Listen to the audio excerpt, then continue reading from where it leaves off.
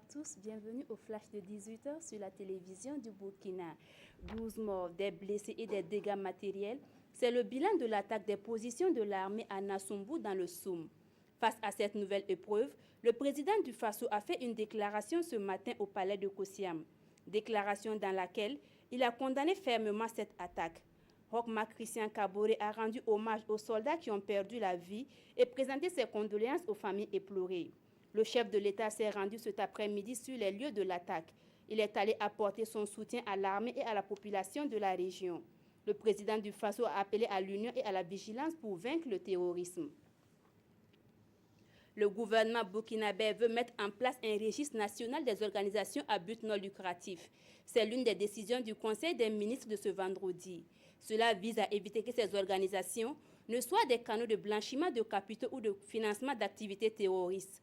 Le Conseil a également adopté une ordonnance portant autorisation de ratification de l'accord de financement entre la BAD et le Burkina Faso en vue de l'électrification des zones périurbaines de Ouagadougou et de Bobo-Dioulasso.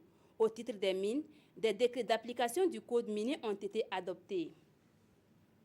À l'occasion du lancement des travaux de construction et de bitumage de la route Didir-Thomas-Tougan, le Premier ministre a rencontré les forces vives de la région de la boucle du Mouhoun. Des questions d'infrastructure, d'adduction d'eau potable, d'électricité et de l'emploi des jeunes sont les doléances formulées par les populations. Au cours de son séjour, Paul Kaba Thieba a reçu en audience les chefs coutumiers et religieux et les élus de la région. Le Burkina Faso et la Chine-Taïwan évaluent l'exécution des projets mis en œuvre en 2015 et 2016 dans le cadre de leur coopération. La deuxième réunion du comité de suivi de la 10e commission mixte de coopération se tient aujourd'hui à Ouagadougou. Les experts des deux pays vont procéder à l'évaluation de l'exécution de la vingtaine de projets financés par la Chine-Taïwan à plus de 27 milliards de francs CFA. Les enseignements tirés devraient permettre plus d'efficacité dans les projets à venir. D'ores et déjà, les deux parties se félicitent des résultats de la coopération. L'évacuation d'Alep a été suspendue ce vendredi matin. Les forces de sécurité syriennes affirment que les insurgés n'ont pas respecté les termes de l'accord.